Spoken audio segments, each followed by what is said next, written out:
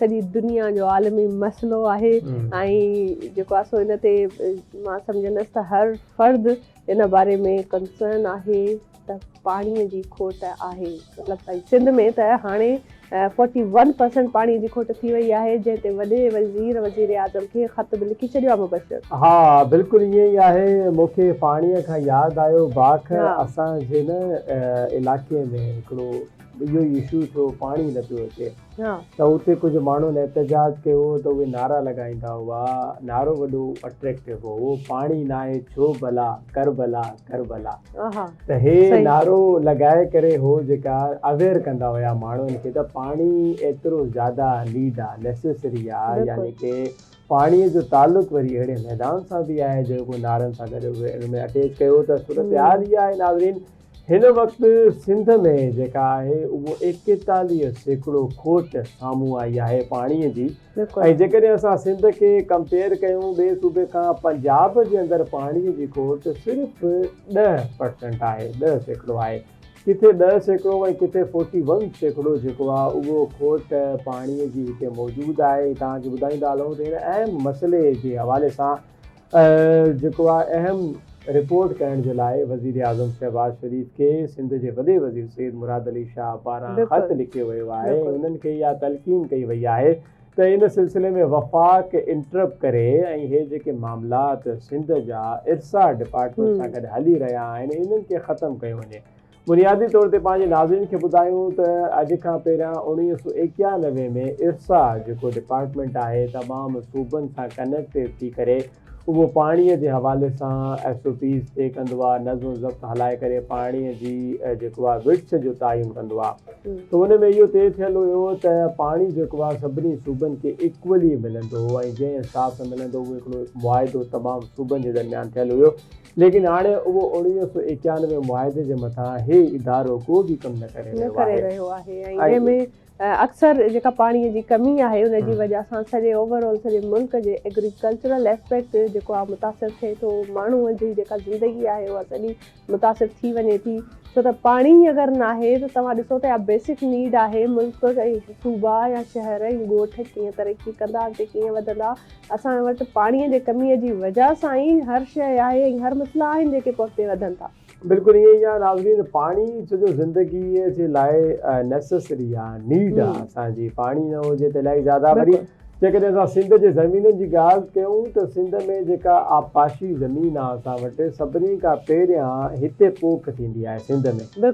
उन खां पोइ वरी पंजाब ऐं ॿियनि सूबनि लाइ जेको आहे सारियूं कणिक वग़ैरह इहे लहंदियूं आहिनि। सभिनी खां पहिरियां जेको आहे उहो सिंध जे अंदरि सारियूं कणिक वग़ैरह लहंदियूं आहिनि। देन उन खां पोइ त इन हिसाब सां हींअर जेके बि असांजूं ज़मीनूं आहिनि ज़रई ज़मीनूं उहे बंजर पढ़ियल आहिनि। सिंध जे खोड़ सारनि इलाइक़नि में इन हवाले सां एहतजाज बि कया विया आहिनि। कल्ह बि आवाज़ TV ते इहे न्यूज़ अव्हांखे ॾिनियूं वयूं त सिंध जे मुख़्तलिफ़ इलाइक़नि में पाणीअ जी खोट ख़िलाफ़ जेको आहे एहतजाज थी रहियो आहे। ऐं न सिर्फ़ु अवामी एहतजाज बल्कि हुकूमती सतह ते बि सिंध हुकूमत बि इन बारे में एहतजाज करे रही आहे। कल्ह आबपाशी खाते जे सूबाई वज़ीर जाम ख़ान शोरे बि इन हवाले सां कराची प्रेस क्लब में प्रेस कॉन्फ्रेंस कई ऐं उन्हनि प्रेस कॉन्फ्रेंस में इहो चयो त 1991 वारे पाणीअ ठाह ते अमल न थी रहियो आहे। पंजाब में सिर्फ़ु 10% खोट ऐं सिंध में 41% खोट जेका आहे उहा बर्दाश्त करणी थी पए। ऐं इहा खोट इहा साबित करे रही आहे त शायदि किथे न किथे इहो मसइलो तासुबियत जी भेंट चढ़ाए थो वञे। इन हवाले सां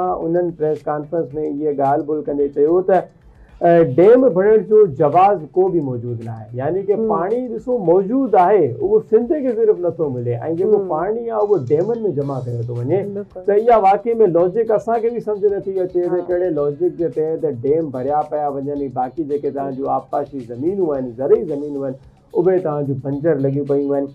त उन्हनि प्रेस कॉन्फ्रेंस जे दौरान जाम ख़ान शोरे साहब इहो चयो त डैम भरण जो को जवाज़ नाहे, इर्सा सिंध सां नाइंसाफ़ी करे रहियो आहे। वधीक उन्हनि प्रेस कॉन्फ्रेंस में चयो त वॾे वज़ीर ख़त लिखियो आहे ऐं जेको CCI जो इजलास थियो कुझु ॾींहं पहिरियां उन में बि वॾे वज़ीर इन ते एहतजाज कयो।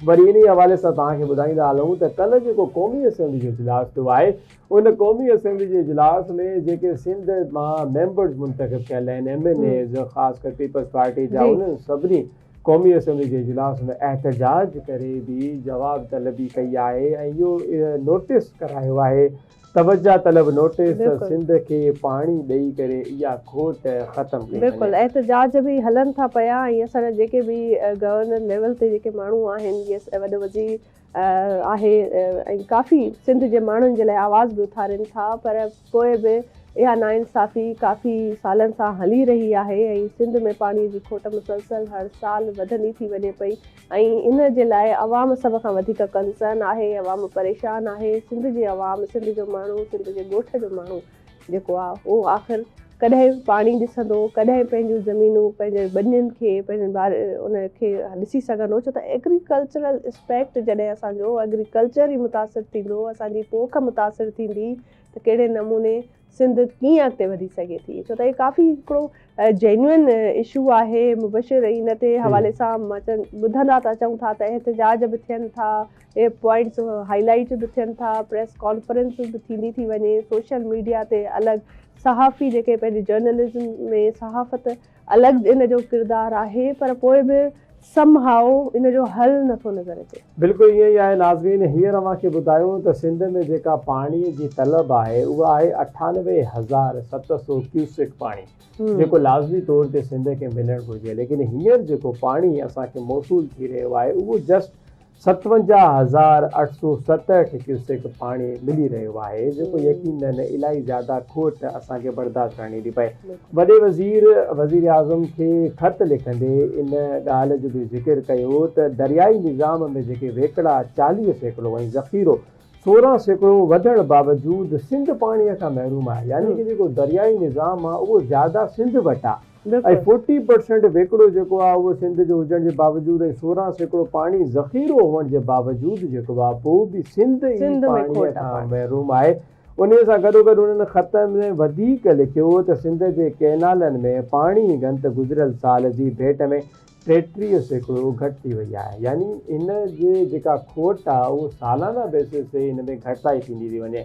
हाणे इहो सम्झ नथो अचे जेको इरसा जो इदारो ठहियलु आहे उहो कहिड़े ख्वाब ख़रगोश में आहे, यानी कि उन जे पारां न का पधिराई जारी कई थी वञे, न को अंसर कयो थो वञे त हे रीज़न्स आहिनि पाणी न हुजण जा। एटलीस्ट का ॻाल्हि ॿुधाई त वञे ताकी असांजी आवाम खे, माण्हुनि खे ख़बर पइजी सघे त हे पाणी जी विर्छ छो इन तरीक़े सां सिंध में जेको आहे उहो घटि थी रही आहे। बिल्कुलु ॿुधाइणु घुरिजे ऐं जेके बि मुआइदा तय थिया आहिनि इरसा में उनखे ई फॉलो करणु घुरिजे, छो त हाणे इहा वरी नाइंसाफ़ी सिंध आख़िर केसिताईं बर्दाश्त कंदो।